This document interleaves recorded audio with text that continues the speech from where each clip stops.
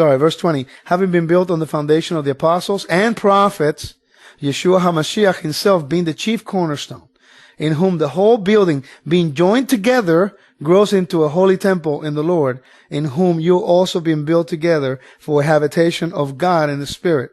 Now, with this verse alone, we can have more verses that tells us that we are one with Messiah, that we are no longer separated, that we are Israel. Whether you're a Jew or Gentile, we're Israel. But we can go, but we're not going to read any more verses because that's pretty much plain right there. So now that we have concluded that we are part of Israel, we're part of the commonwealth of Israel. Okay, now we see that the Torah applies to me. Because Yeshua says in Matthew 5:17, I did not come to abolish the law and the prophets, the Torah and the prophets. I did not come to destroy, but to fulfill. The word fulfilled in the Greek is plero, which means to bring it full of meaning, to a higher understanding. That is one of the messianic signs, that the Messiah to come, who will be like Moses, he will bring forth the Torah back to the original teaching back in the mountain. That's very prevalent teaching. Now, so if the law was done away with when he rose from the dead, then how come then Yeshua is a liar? Because in verse 18 says, for surely I say to you, till heaven and earth pass away, so we still have the same heavens and the earth, one jot and one tittle by no means will pass from the Torah until it's all fulfilled. So we have to consider that our Messiah is telling us that the Torah is going to last forever. Okay, he's going to be teaching Torah out of Zion, according to Isaiah and according to Micah. So now we have to understand that we're part of Israel. Now that we understand that we're part of the commonwealth of Israel, now we go back to the Torah in chapter 5 of Numbers. Now, in order for you to understand, so those who you are listening, in order for you to understand what I'm trying to talk about, I'm going to give you the whole procedure in the temple so you'll get a visual. Okay? What they would do if a man told a woman, I don't want you talking to a particular person, or you provoke her husband to jealousy, he will take her to the altar in the temple. Okay? Remember that the Great Tribulation is going to begin by defiling the altar. So he will take his wife to the altar.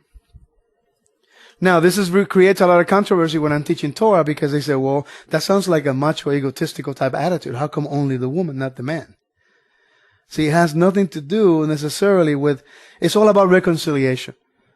Reconciling the bride back to the husband. The story about our walk in Messiah is all about, he is the groom and I am the bride. And if I'm found guilty, I'm going to pay the penalty of death. Idolatry. And that's the whole bottom line. So her husband had the spirit of jealousy, and he will take his wife to the altar where the high priest was, the Kohen Hagadol. Now, they will dress her, according to the Mishnah, they will dress her and they will take away her white garments and they will put in black Egyptian garments. They will uncover her nakedness. In other words, they will let down her hair, which is a sign of shame, and they will take off her top, exposing her breast. Put hair above it. Okay? Then they will make her grab a base of water. They call the bitter waters. They will take dirt from the temple courts or the tabernacle, and they will put it inside, and there was a little scroll, and they will write a curse upon that scroll. And they will throw the scroll inside the water. Now it's interesting, because if she would drink the water, and she was guilty of committing adultery, her belly will swell, and her thigh will rot, and basically she will become sterile, or she will die. Now, when you go back to the story of Mount Sinai, when they worshiped the golden calf, you're going to notice, there's 3 million people, right? There was a mixed multitude. There was a mixed multitude that came out with the children of Israel. Exodus 12, verse 38. Okay, now, in verse 30 and 39. And then it says in verse 49 that there's one Torah for the native born and for the stranger who dwells among your gates. So, when the 3 million people, and there was 3,000 that died, don't you think that 3,000 people can hide themselves pretty good among 3 million people? So we need to prove now that whatever happens now here in Numbers 5 has already been established in the mountain. So you go to Exodus 32. You guys follow so far? Beautiful. Exodus 32, verse 20. Exodus 22, verse 20. If I find it sometime. We're going to see how Moses, in verse 20, it says, then he took, let me read verse 19. So it was as soon as he came near the camp that he saw the calf and the dancing. So Moses' anger became hot. And he cast the tablets out of his hands, and he broke them on the foot of the mountain. Then he took the calf which they have made, burned it in the fire, and grounded it to powder. And it says, and he scattered it on the waters and made the children of Israel drink it.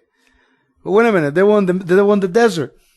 When you go to Deuteronomy 9, verse 21, 9:21, you're going to notice that there was a brook that would come down from Mount Sinai.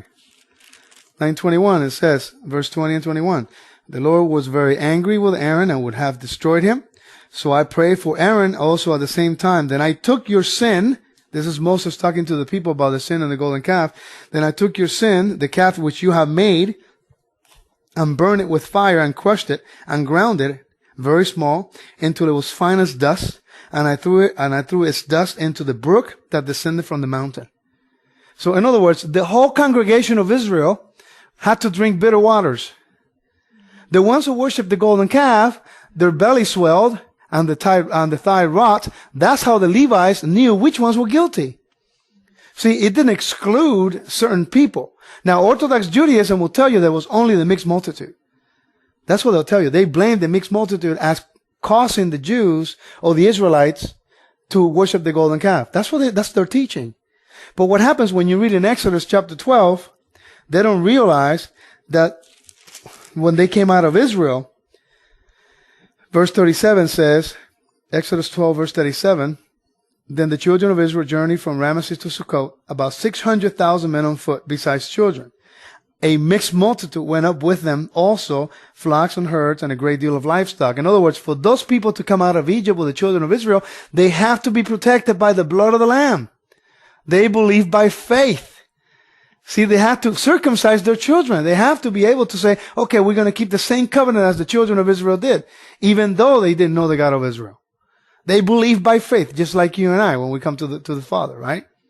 On verse 38, 47 and 48 and 49, all the congregation of Israel shall keep it. See, it's in the same chapter. It's now making a distinction between the mix and all the congregation. And it says, and when the stranger sojourns with you and wants to keep the Passover to the Lord, let all his males be circumcised, and then let him come near and keep it. And he shall be as a native to the land, for no uncircumcised person shall eat it. One Torah should be for the native born and for the stranger who sojourns among you. God doesn't play games. He doesn't make partiality. He basically says, if you come and you want to serve me, you just like my people. That's why Paul is saying there's no distinction between Jew or Gentile, and Greek and whatever, because he understands his principles. So you guys got a background now what's going on in the temple. The whole purpose of the bitter waters was to bring forth reconciliation. Now, the question is, why is it that, isn't it bad to be jealous? If that's the case, then God is bad because he's a jealous God. According to the commandment in Exodus chapter 20, one of the commandments, he talks about being a jealous God. And the first 4 commandments have to do with not worshiping other idols, that knowing his name, he is Yahweh our Elohim. Not to worship any other gods. In other words, I am your husband. I am your maker. So you don't go and sleep with other men. Because adultery is the same as idolatry. The spiritual and the physical. If you're going out with somebody who's committing spiritual adultery, sooner or later she'll commit physical adultery. Because it reflects. When this relationship that is vertical between God and you is incorrect and it's not walking right, then the horizontal relationship with your family suffers. It's just vertical and horizontal. This is taken care of between God and me. This is going to flow pretty good. That's why we are the priests of the home. So God says he's a jealous God, right? If I could just find it here. Right after the 7th day. Let me read them. It says, and God spoke all these words, saying, I am the Lord your Elohim who brought you out of the land of Egypt, out of the house of bondage. You shall have no other gods before me. You shall not make for yourself any carved image, or any likeness of anything that is in heaven above, that is in the earth beneath, that is in the water under the earth. You shall not bow down to them, nor serve them, for I, the Lord your Elohim, I am a jealous God.